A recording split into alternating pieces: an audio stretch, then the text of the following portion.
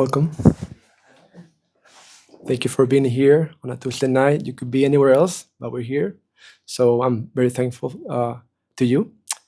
And hopefully, I can share something a little bit interesting. We can keep it short, dynamic, and we can just have a conversation and share with each other. So, the topic for today is the happiness formula. So, to get it started, I wanted to open up to you guys and I wanted to ask you, what is happiness? So, any volunteers want to share what's their definition of happiness? Feeling content. Feeling content, okay. Satisfied. Satisfied? Anybody else want to share? Josh? Grateful. Grateful. That's a great answer. Krishna? Happiness for me is spending time with the people I love. Spending time with people I love that. Anybody else? Ash? Feeling seen, Mm, listened to, or heard, okay. loved, and feeling validated. That's happiness for me. Good one. Carmen? It's an unexplainable, actually, Okay. feeling of being in a space where you don't feel any Okay. negativity, free from negativity, from pain, from sadness, that freedom to be in that space. Krishna. Anybody else? You want to share? A period marked by presentness. There's no other place you would rather be. This is the moment you're in, is exactly where you want to be in that period of time. Very cool. Anybody else? Okay, well, it seems like there's different meanings to happiness. It seems like happiness can be something that's very personal to everybody. So it seems like we all have our own definition in a way, and I kind of agree with that. But I wanted to take a look on how the ancient yogis define happiness. So let's see. I find it really interesting. Let's see what they say. So, according to the yogic wisdom, happiness is our nature. We are by nature happy. According to the Sanskrit definition, we are sat, eternal beings, chit, fully conscious and full of knowledge, and ananda, blissful, happiness, happy by nature. But it seems, at least to me, I'm not happy all the time. And I'm in the train seeing people, and people don't look happy. And I walk in the street and I see the news and I just see sadness, to be honest. So, are the yogis wrong, or what's the deal, right? So the question becomes, why aren't we experiencing this happiness, which is our birthright? Why aren't we happy then? So the yogis explain that we experience world and our life through the mind. So they say that the mind is like a piece of glass, but a special piece of glass because through that glass we see to the world. So it's a lens which colors our experience of the world, but it's also a mirror that shows how we see ourselves. And currently, this mirror is not very clean. Actually, it has a lot of junk, debris, dust from many, many, many lifetimes that we've been here in this material world. So right now, we're not seeing ourselves through a clear mirror or a clean mirror. We're seeing ourselves through a dirty mirror, which warps the image we have of ourselves. At least that's what the yogis say. So then how do we deal with this? How do we clean this mirror to see if we can experience this happiness, right? So can I get a volunteer to read this verse from the Gita? Anybody? Ash? When the yogi, by practice of yoga, disciplines their mental activities and becomes situated in transcendence, they see the self by the pure mind and rejoice in the self. Okay, so at least according to the Bhagavad Gita, which, by the way, who is not here familiar with the Bhagavad Gita? Anybody not familiar? So the Bhagavad Gita, that book, yellow over there, is basically the most important text on yoga. It's like the Bible of the yogis, and it's a book that changed the view on yoga because it introduced like a new kind of yoga that you can do in the world. Whereas before that, you like the yogis used to live like in caves, right? If you want to be a yogi. But anyway, so it seems like according to the Bhagavad Gita, through this process, we can slowly start cleaning this mirror and start seeing ourselves as we are and start experiencing this blissful.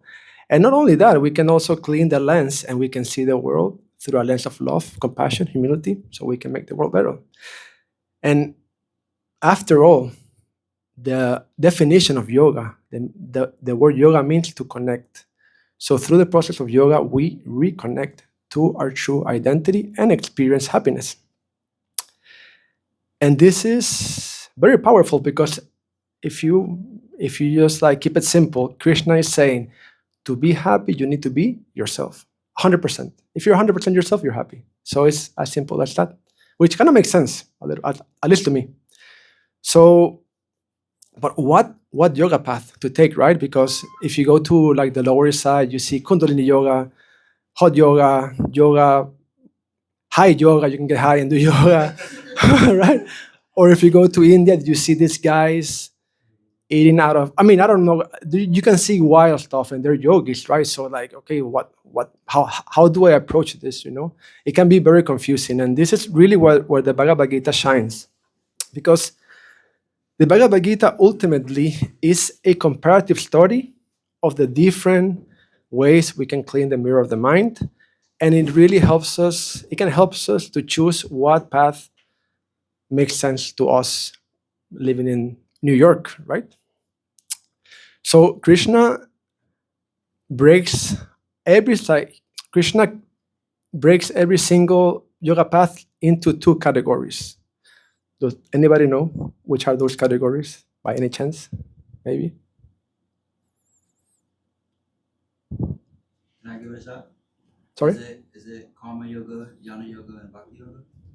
Those are some of the paths, but he also explains that every single path, which are, those are three, but there are more, that they can be divided into two categories. One is sannyas yoga. So sannyas means renunciation. Yoga of the person that's gonna renounce the world. So a yogi that lives in a cave, in a forest. The other category is karma yoga of action. So like you and me, we might wanna, you live in the city, you wanna do yoga, you have to do karma yoga, right? So, but out of curiosity, anyone here lives in a cave or a forest? You? More or less. Well, then maybe this is not the class for you, but I'm sure maybe you can take something out of it. Corinne, you live upstate. You live like in a cave upstate, or you? Tragically, no. Tragically, no. It's an apartment. An apartment, okay. Well, and actually, it's pretty funny because in the Bhagavad Gita, Arjuna, so it's a conversation between Krishna and Arjuna. And Arjuna is telling Krishna, I want to be one of those yogis in a cave. And Krishna explains that it's really not about choosing. It's about following our nature. So you cannot just choose to be a yogi in a cave. That has to be your nature. And this is going to come also, it's going to be relevant later to our conversation. So let's take a look at this formula that is the same formula Krishna gives to Arjuna, because Arjuna is a warrior. He has to go to war, and it's like us, kind of like if he was like a policeman in a way. So take a look at the formula. So the formula is F plus D plus C equals happiness. So if we spell this out, we need to find, detach, connect, and in this way, according to Krishna, that blissful nature will be revealed to us if we follow this formula. So let's break it down and hopefully take something good out of it. Let's see. So the first step in the formula is to find. So I'm gonna need another volunteer. Anybody wants to read this for me, please? A few quotes. Josh. My resume is basically a list of things I hate to do. I like my job only marginally more than I like being homeless. I like my job to the extent that sometimes I go minutes without checking how many minutes are left in the workday. Sounds familiar to you? Guilty, right? I'm sure either you or somebody you know have felt this way. I have felt this way. And it's actually an epidemic. A lot of people are feeling very out of place at the workplace. And this is something about the Gita that really caught me off guard, because when I first read the Bhagavad Gita, I was thinking, I'm going to read this book about spirituality and philosophy and theology. But actually, the Bhagavad Gita is a book that is very practical. It's like, do this, try this and see how it works. It's very like, you need to try this and see how it's working for you. And so the Gita is written in Sanskrit, and it's a poem. And in Sanskrit grammar, it's there's a lot of rules, and it's usually said to you should avoid repetition unless you're trying to highlight something very important. And only two things get repeated in the Bhagavad Gita, and this is one of them. So let's see what it says. Another volunteer that wants to read? Sure. It is better to follow your own nature, even imperfectly, than to follow another's nature perfectly. It is preferable to fail while being true to yourself than to succeed by copying someone else's path, for living another's life is dangerous. Wow, right? So I want to share a little story about myself that has to do with this. I first came to America like almost 10 years ago. And when I first came, I was really determined to chase the American dream. I knew I wasn't happy. I knew I was unfulfilled, but it kind of makes sense to me. I don't have a career that pays well money, like good money, and a career basically in America is your identity, right?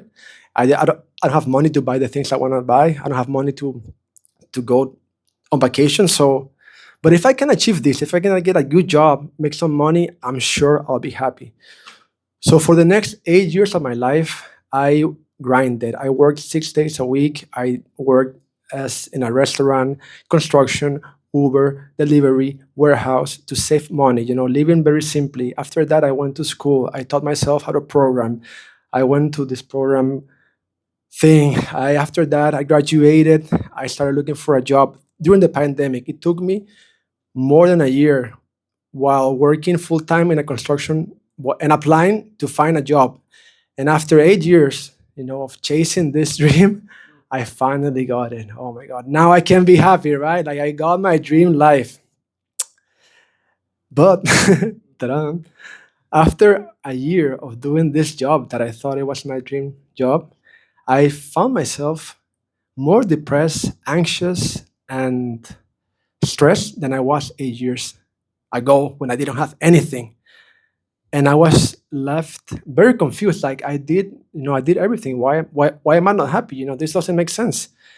And then I read this, and it hit me like a ton of bricks. I had found the perfect life, but the perfect life for somebody else, not for me. So so that was like a powerful experience for me.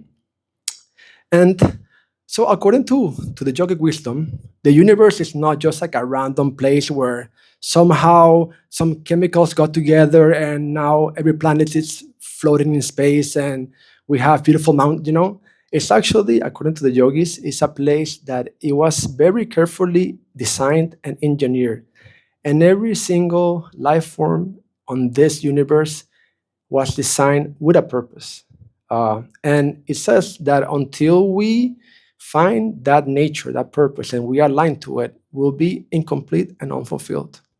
Just like the bees can manufacture honey, and the hummingbirds can float mid-air and go into a flower, and the fishes can draw oxygen from the water. us too are designed in a way that we have a special gift and a special contribution to make. But why does Krishna go all the way to say it is dangerous? It's not like you should do it. It is dangerous if you don't follow your nature. So when we follow somebody else's nature, it's basically telling the universe, hey, universe, I like your plan, but I'm going to do things my way. So instead of flowing with the current, swimming with the current, we're deciding to swim against the current.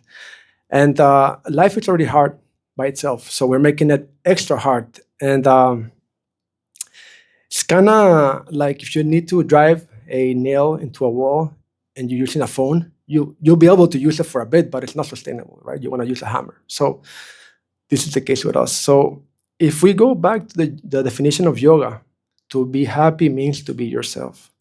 So first step in the formula to be happy is find what my nature is, what are my gifts, and act according to those gifts. This making sense so far? Yes? Okay, cool. So let's go to the second step. So second step is detach. And this was something else that when I read, it was like, what? I never in my life actually considered this. And as a matter of fact, I've acted my whole life against this. So one more volunteer who wants to read? Yes. You have the right to do your work, but you're not in control of the results. So don't be attached to them. Do your work equipoised, abandoning all attachment to success or failure. Such equanimity is called yoga. Working without thinking about the results. Working without thinking, what can I get from this work? Are you crazy? Like maybe in a movie, right? But I need to go on vacation, buy stuff, what do you mean I'm gonna do something not thinking about the result? So what Krishna is explaining here, it was a paradigm shift, or at least for me, So he's basically saying, let happiness and fulfillment come from your day to day rather than from something in the future, a vacation, a promotion, a relationship, a children, In this way, we're able to actually live in the present and not lamenting about the past. Oh, what did I do this? Or thinking about, oh, I'm gonna get this, right? And if you think about it, when we're trying to force outcomes, it tends to bring the worst out of us, right? Because we're so focused on the future. And we get caught up in the cycle of frustration and want, right? And even if we get the outcome we want, most of the time it's not actually what we expected, right? So this is actually a very disempowering way to act, Krishna explains. And also this is why it is so important to get the first step right, because if we're able to find our nature and act according to the nature, the action itself becomes the reward rather than the outcome. So if we look at the verse again, it says, this equanimity, this detachment is called yoga. But how do we develop this attachment? Is it just like, now I'm detached, now I change my mindset? Well, it is a mindset shift, but just that is not enough. We actually want to ultimately transform our work into yoga. And for that, this mindset needs to be rooted in something called jnana, or transcendental knowledge. So when I understand I am not this body, right? I am not this mind. When I understand nothing external is going to bring me happiness, when I understand that actually my nature is happiness and I need to uncover this is jnana, right? So here we have the first verse that we talked about, and it says very clearly, situated in transcendence. So like I'm saying, when the mindset shift is rooted in this knowledge, and our work and our life becomes the field of contemplation of this knowledge. So this means like, okay, I'm working, right? I'm doing this, and a challenge comes, and I put the knowledge to the test, and I retrospect about what I did in the past through this knowledge, and I let this knowledge guide me to this knowledge transforms from knowledge to wisdom. Once you have lived and you have actually tried this knowledge will become realized knowledge. In Sanskrit, the word is vijnana. Jnana, vijnana. Knowledge, realized knowledge. And when we actually realize this knowledge,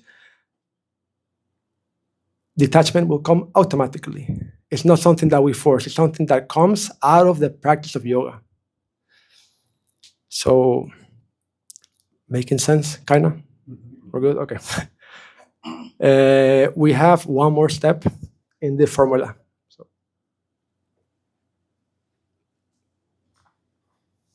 I know you live in a cave, but are you getting something out of it a little bit? No? Okay. Anymore? Oh, okay, never mind. Just one time. Okay, cool. So the last step is to connect. So far we have find the purpose, find our nature, plus detach and make and work as a matter of duty, making the action the reward.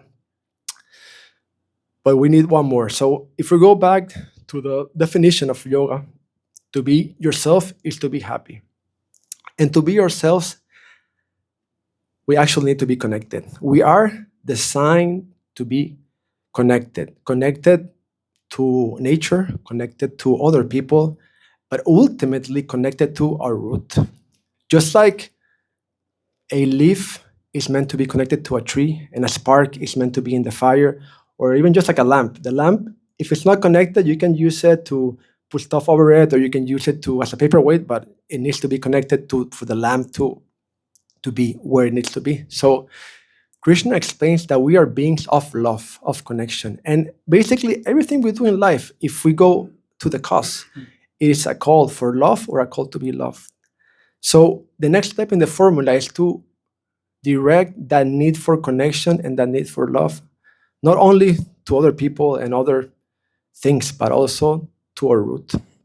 So let's see how Krishna frames this. And I just want to mention that a lot of the verses I'm putting here are changed a little bit so it can fit. So it's not, if you read the book, it'll be a little different, but it's basically the same message. So one more volunteer that wants to read. Asim? Being free from attachment, fear, and anger, being fully absorbed in me and taking refuge in me, you become purified and develop transcendental love for me. However you approach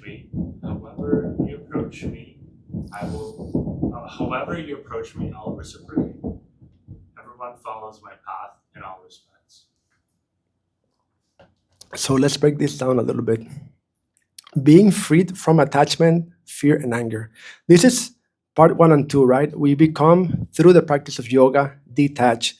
And we don't have fear of not getting our dreams fulfilled because we're already rooted in the present. We don't have fear of dying because we know we're not the body, we're the soul. So that's cool. And we don't have anger because we're no longer frustrated about those desires not getting fulfilled.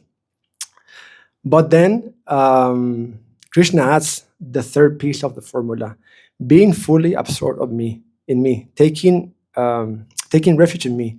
You become purified and develop transcendental love for me. So how does this fit in our formula that we're working with?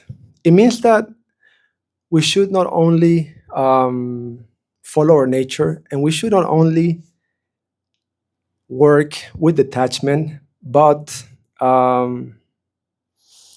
we should perform our work as an offering of love to the divine, understanding ultimately that all of the gifts that we have are not ours, are actually given to us. And if we can do this, the formula will get 2 extra benefits. So it get reinforced. So the first thing that will happen is that the detachment that we've been cultivating through yoga is not rooted only in hard and cold knowledge. It is also rooted in love, in connection. So the detachment, rather than a sacrifice, becomes something joyous that you do out of love, right?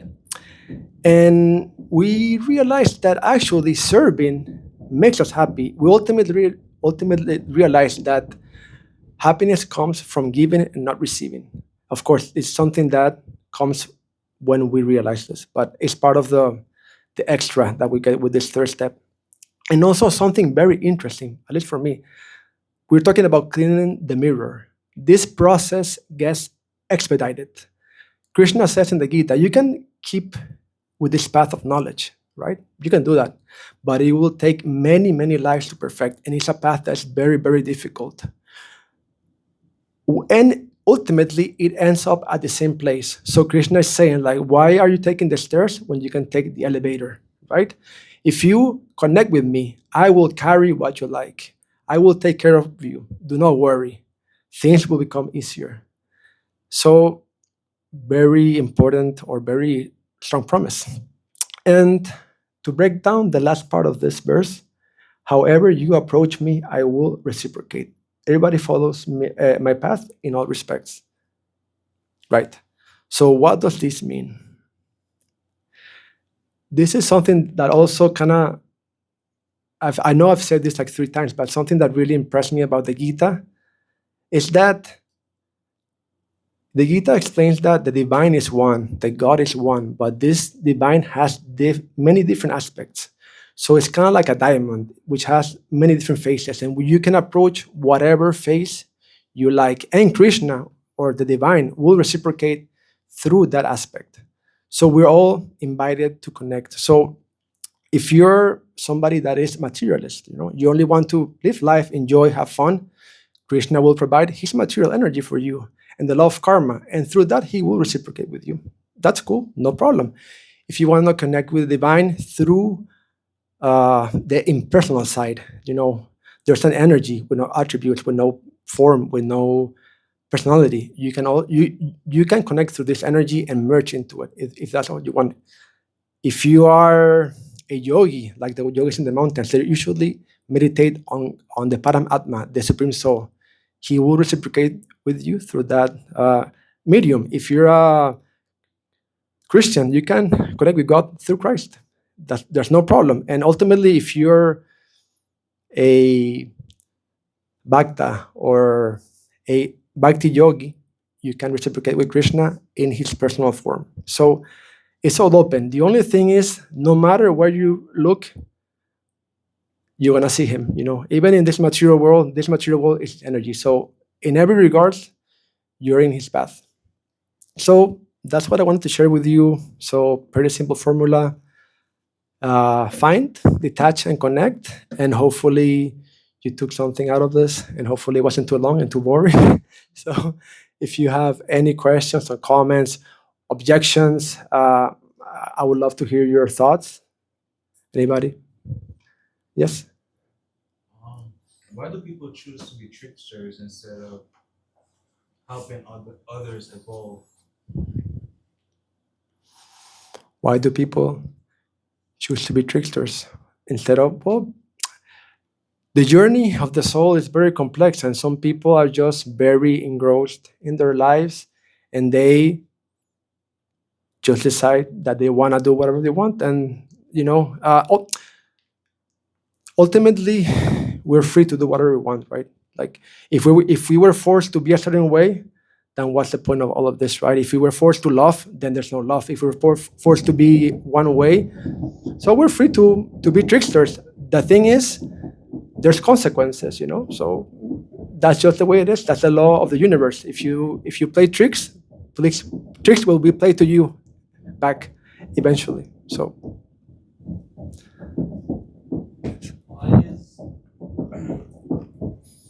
why is Jesus this distinct connection or way of connecting with Krishna? mhm. I'm sorry, it's just a concept I'm not Mhm. familiar with. So I'm gonna respond through the point of view of our lineages of yogi, of this movement led by Prabhupada here. So Prabhupada explains that people like Jesus Christ are a type of avatar or empowered being. It's not exactly God himself, but it's a being that God empowered to share his message. Without being empowered, you cannot do this. It's not something that you can do. So Jesus is a person that had God realization. He had achieved this platform of being in touch with God. And when you're in this platform, you can be a spiritual teacher to others. And through you can facilitate a connection through the divine. And it's not only Jesus. This person here, Prabhupada did the same. I'm sure Muhammad, the prophet, did the same. And other people have done the same. So, and maybe you also have that potentiality in you. If you achieve a certain level of realization, you can also facilitate for others. So it's open to everybody. It's just, this is a case that's very, elevated, but it's not exclusive at all. But Jesus claims he is God. There's a lot of debate on that, and we can talk about that more. But that's how we see it. We don't think Jesus is God. We see him as a spiritual master and like the perfect Son of God. He lived. What's the past tense of live? He lived by example, and he showed us how we should behave. It's not that, just believe in this and you'll be safe. He's saying, act as I'm acting. And this way you can achieve. But anyway, we can talk more about it if you want later. Anybody else? Back to sorry. There's a big Samsindo. emphasis on love, but the first two, what is it? If you're like a pure materialist, Yeah. it's just impersonal. Where's the love? Like, how do you experience love in those areas? Yeah, so there's always love. It is explained that mercy, compassion is showering, but we need to be open to it. It's like, suppose, I like this analogy. Suppose you have 3 children, right? One children, you're saying, hey, can you clean this for me? Can you do this? And this children does not want to do anything. He just wants to play video games, do whatever he wants. Then we have a second children that he says, I will do this for you if you give me a car, or if you let me watch TV. So, okay, we can work together, but you see, there's some interest, Then you have the third children. He or she or this person, out of love, makes you breakfast. Out of love, gives you a card. They text you, hope you have a nice day. So that level of consciousness opens a channel of love that is not available. I mean, it is available to all the children, but you need to open yourself up.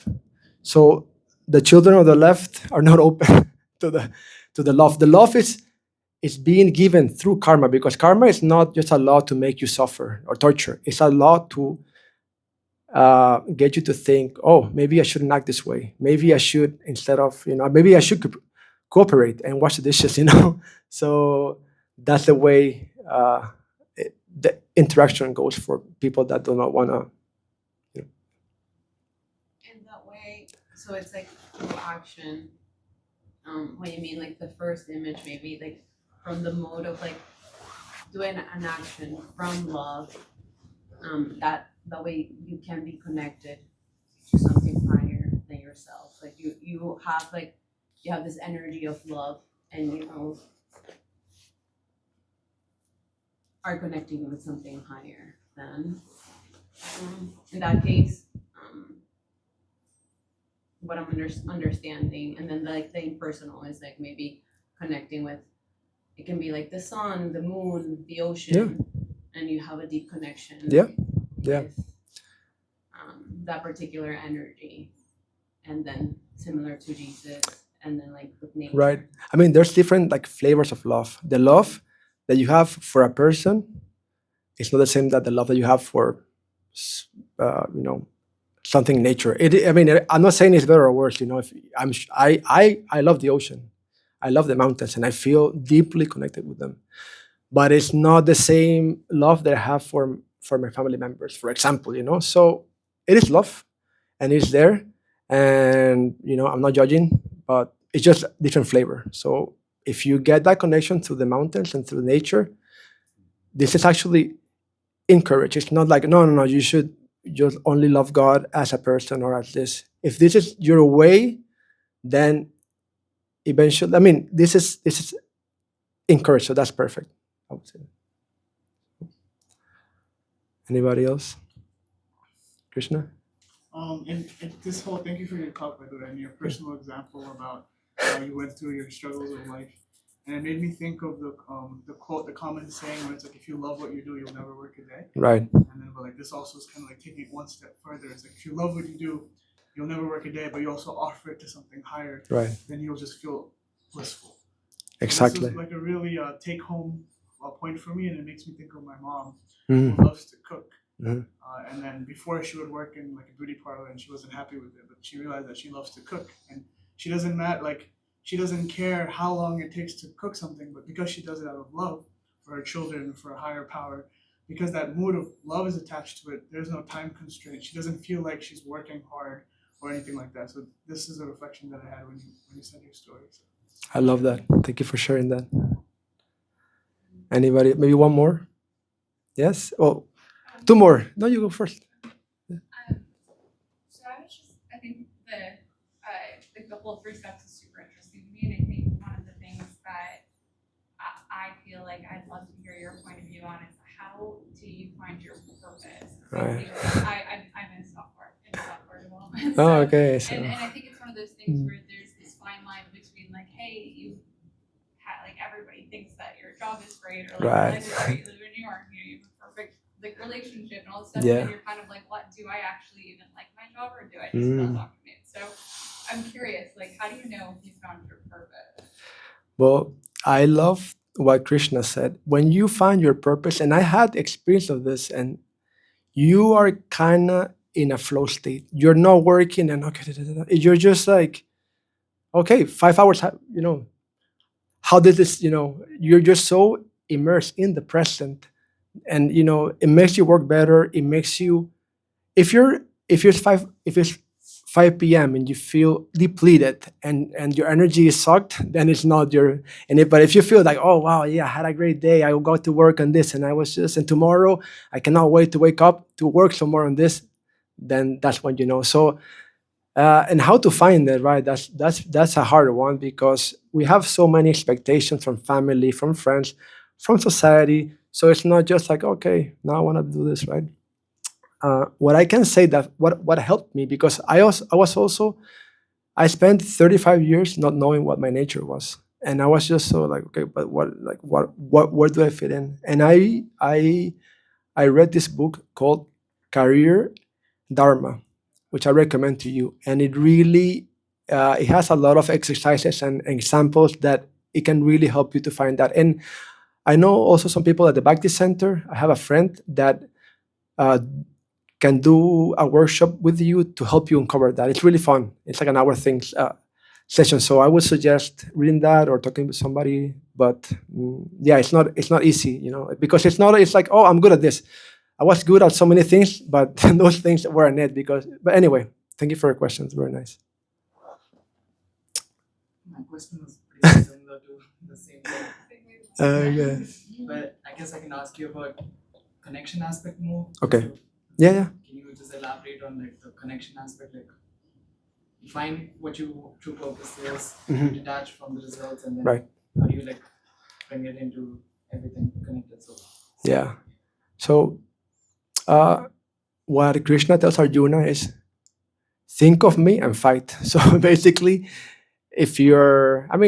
of course, there's some jobs that are easier to offer than others. Like maybe if you're a doctor, right? You can work and cure people, but you're not thinking about, oh, I'm making so much money and this and that, but you're thinking, oh, I'm helping to cure other people, and in this way, the divine gets pleased, and I do it out of sense of love, for example. But the example or the analogy that I like is that we are like leaves on a tree. So if each leaf tries to water themselves, the tree will die. But if we all water the root, every single tree or every single leaf will get benefit. So and Krishna talks about this too, like if you cannot do this, do this. If you cannot, so maybe your work is just but you can maybe donate money to good causes. You can donate your time. There's so many things you can do and to connect. And Also, something that I didn't, because I didn't have so much time to expand, but this connection, or another very powerful way of connection, is through the divine's names. This is why we chant the Hare Krishna mantra. But this person here in yellow that's dancing, he has some prayers, and these prayers, and this is the person that made kirtan what it is, right? He says the divine has many names. So, and in his names, he has infused so much power. So pick a name that you want and meditate on this name. Use a name, because my name is Luis, right? But 100 years ago, my name wasn't Luis. I wasn't even alive. And 100 years in the future, I won't be Luis. But Krishna's name is eternal, and it's non-different according to the scriptures too. So if you can meditate on this name, also spend some time every day, it'll help that connection too. But yeah, that's what I have to say.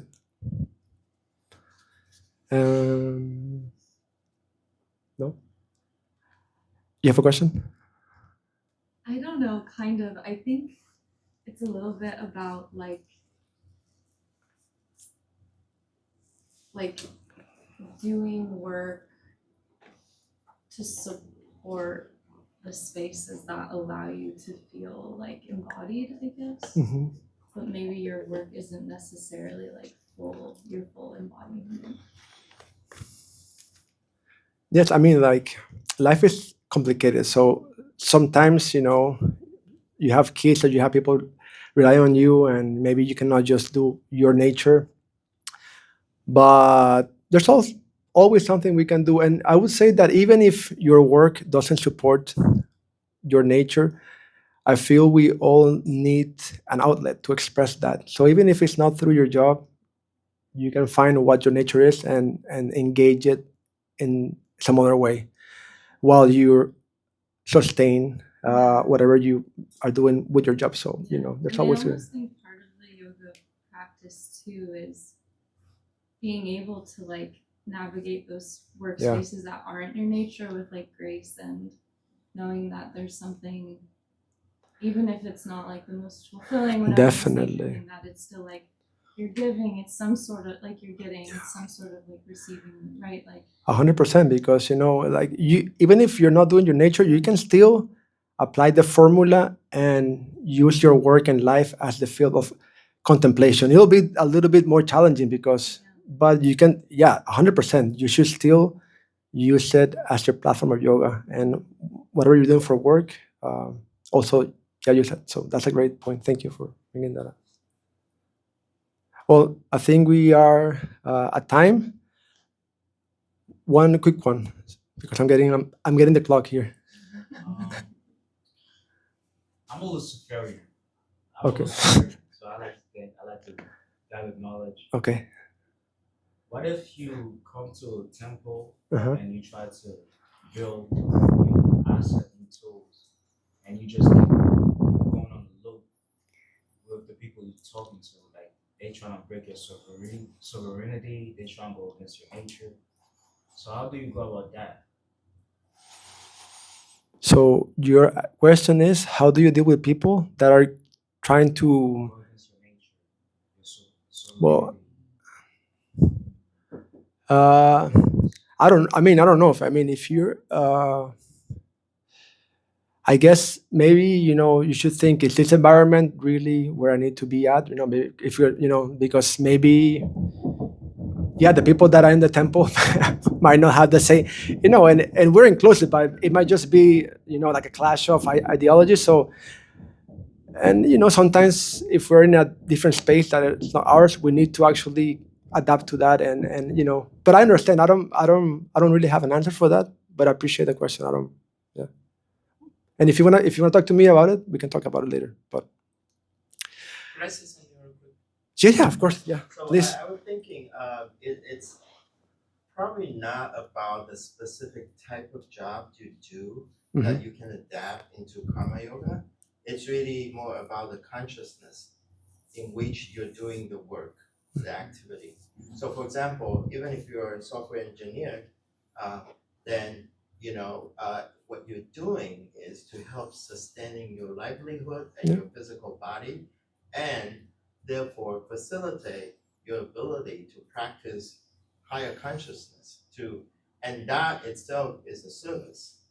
Otherwise you might be on the street and the life is very hard, whatever. So it's really about the consciousness.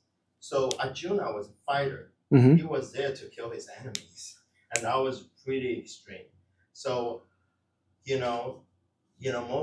most people, whatever job you are doing, just all you don't need to quit your job. All you need is to shift your consciousness when you're doing it, more in the mood of service instead of to satisfy your own senses or to satisfy your material goal, and to be a little more selfless. Let's say if you end up having a lot of resources by doing your work, maybe you could dedicate some of the resources, all your personal time, to share spiritual knowledge with people who might be unhappy or unfulfilled, and that is a great service. That's That very you smart, can connect with higher source with this selfless. That's what. Thank you for sharing that. Yeah. I mean, each of us is in a unique situation, and sometimes you can change and find but sometimes you just, it's also good if you sustain what you have, but you detach from it, like you were saying, and use your resources for something higher. So that's also valid. Thank you. So I'm gonna close the class now. I was actually going to do kirtan, but I'm gonna ask Krishna to lead kirtan because he's wonderful. So like, why put you through the pain of having to listen to me when we can have Krishna here lead us in kirtan? He's amazing. So I'm excited to hear you. Thank you.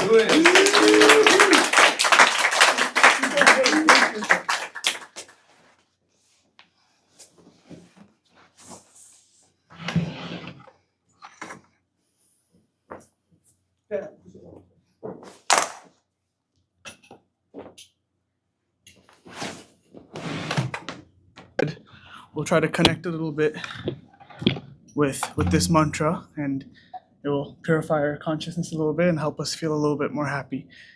Like as Anshu was explaining in the beginning of class, saying these transcendental sound vibrations actually helps us become happy in a way. Chant and be happy.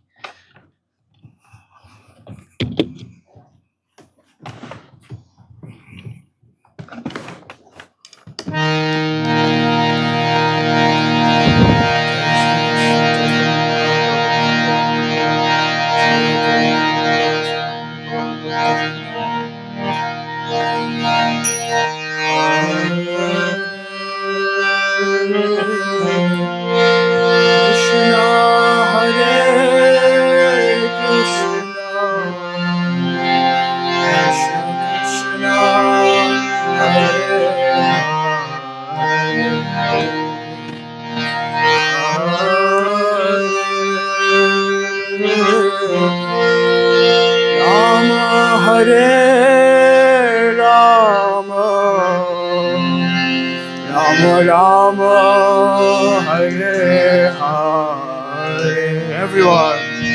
Hare Krishna, Hare Krishna, Krishna Krishna, Hare Hare, Hare Rama, Hare Rama, Rama Rama, Hare Hare, Hare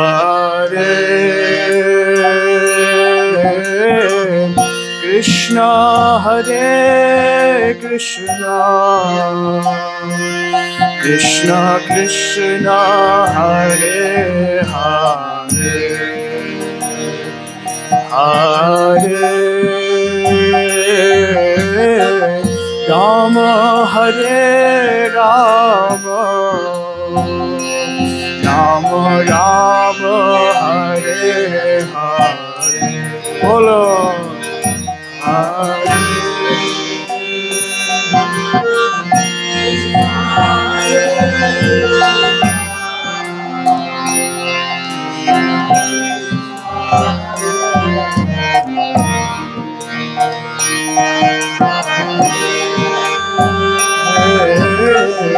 Rama Hare Rama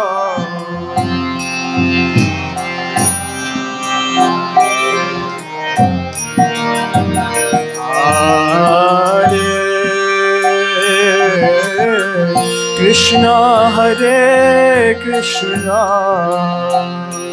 Krishna Krishna Hare Hare Hare Rama Hare Rama Rama Rama Hare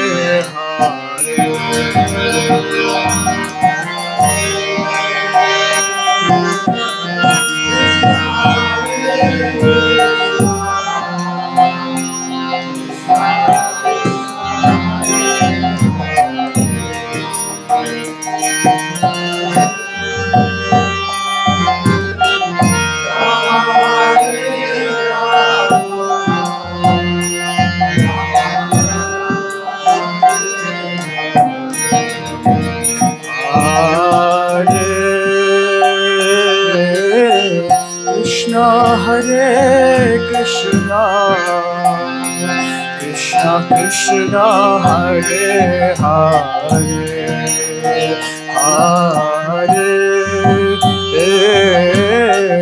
Rama Hare Rama Rama Rama Hare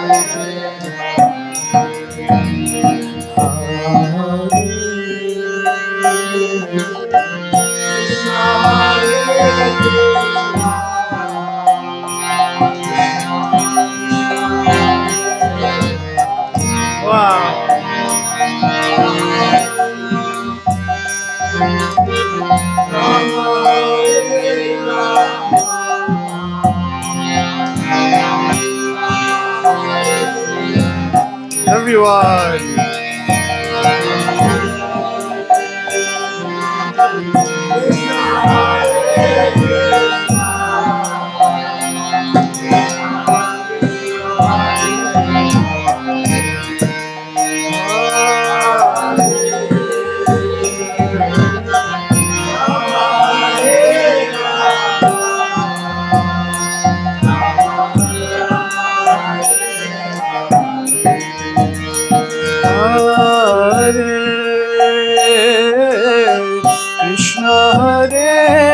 Krishna Krishna Krishna Hare Hare Hare Rama Hare Rama Rama Rama Hare Hare Hare Krishna Hare Krishna Krishna Krishna Hare Hare Hare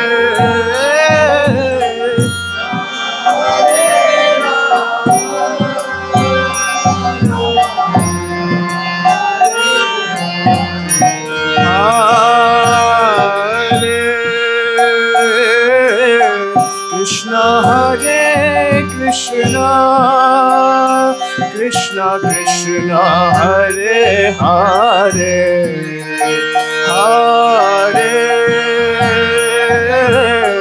Rama Hare Rama Rama Rama Hare Hare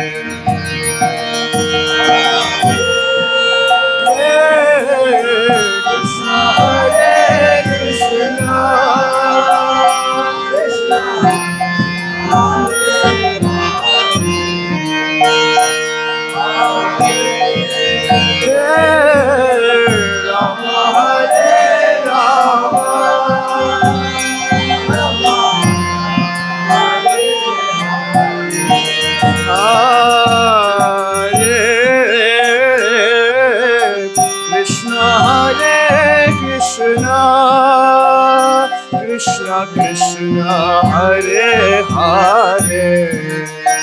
Hare Rama, Hare Rama, Rama Rama, Hare Hare.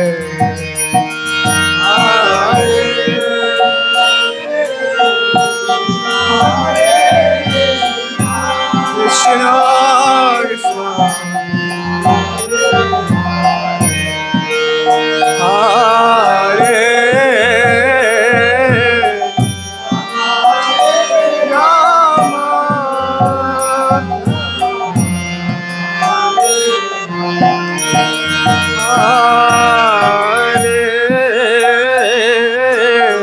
Krishna, Hare Krishna, Krishna Krishna, Hare Hare, Hare Rama, Hare Rama, Rama Rama, Hare Hare.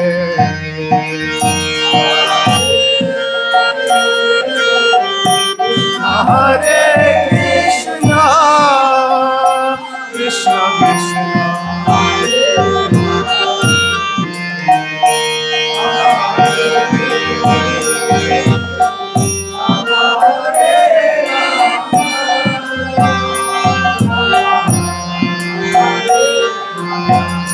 Hadai.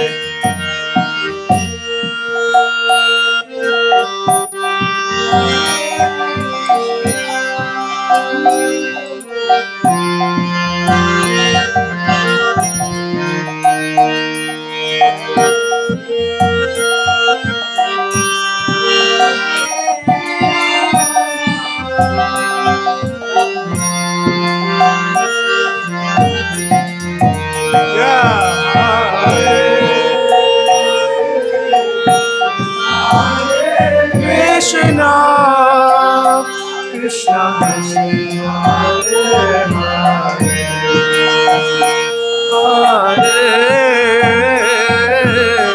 Rama, Hare Rama, Rama Rama, Hare Hare, Hare Krishna, Hare Krishna, Krishna Krishna, Hare Hare, Hare Rama, Hare Rama, Rama Rama, Hare Hare.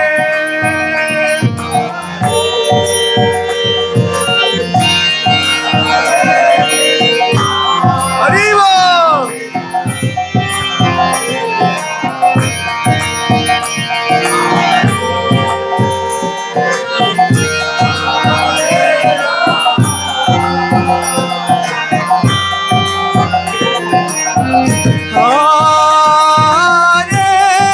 Hare Krishna, Hare Krishna, Krishna Krishna, Hare Hare, Hare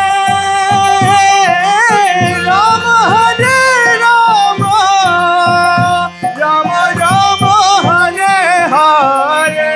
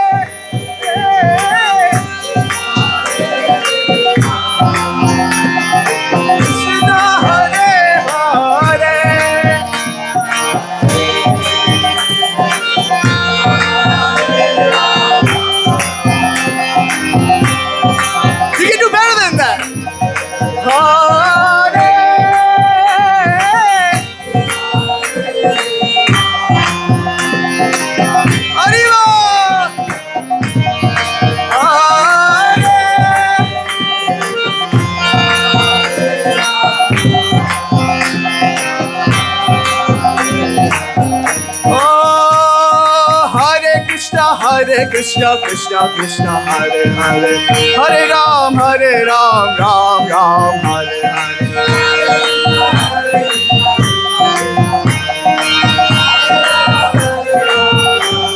Hare Hare Krishna Krishna Krishna Hare Hare Hare Ram Ram Ram Hare Hare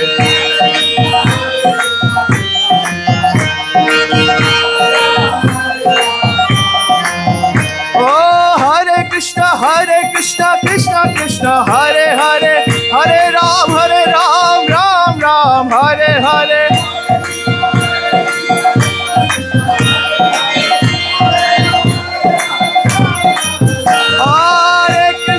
Hare Krishna Krishna Krishna Hare Hare Hare Ram Ram Ram Hare Hare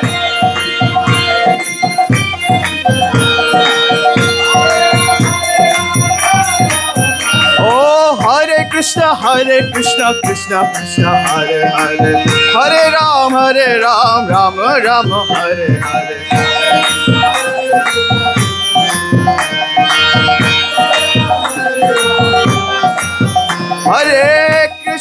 Hare Krishna Krishna Krishna Hare Hare Hare Ram Ram Ram Hare Hare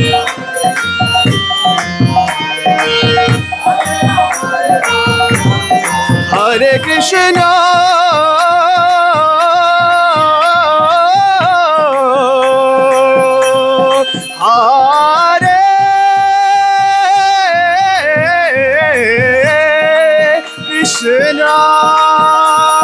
Krishna Krishna Hare Hare Oh Hare Ram Ram Ram Hare Hare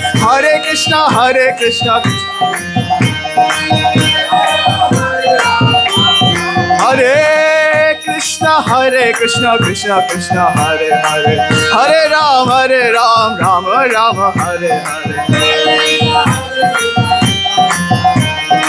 One more time Hare Krishna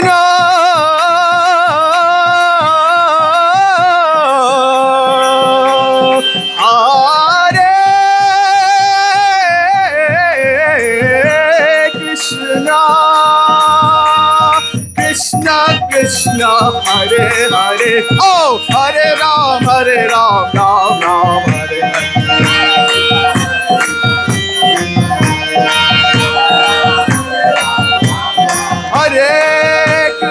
Hare Krishna Krishna Hare Hare Hare Ram Ram Ram Hare Hare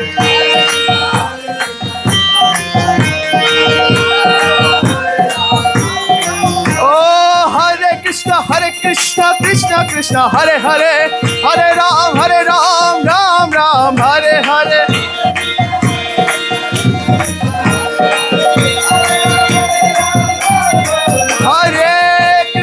Hare Krishna Krishna Hare Hare Hare Ram Ram Ram Hare Hare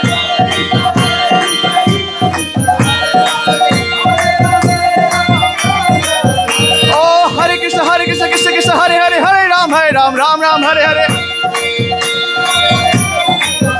Oh Hare Krishna Krishna Hare Hare Hare Ram Ram Hare Hare Oh Hare Krishna Krishna Krishna Hare Hare Hare Ram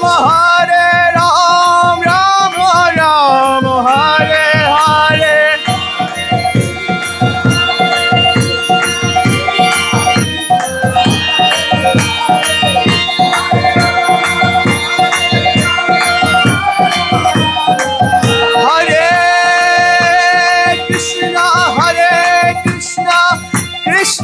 Krishna Hare Hare Hare Ram Ram Ram Hare Hare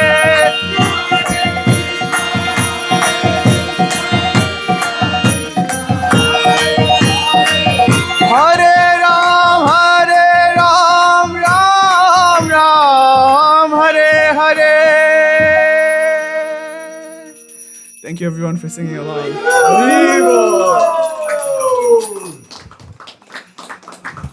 Another big round of applause for Krishna. Big round of applause for Luis.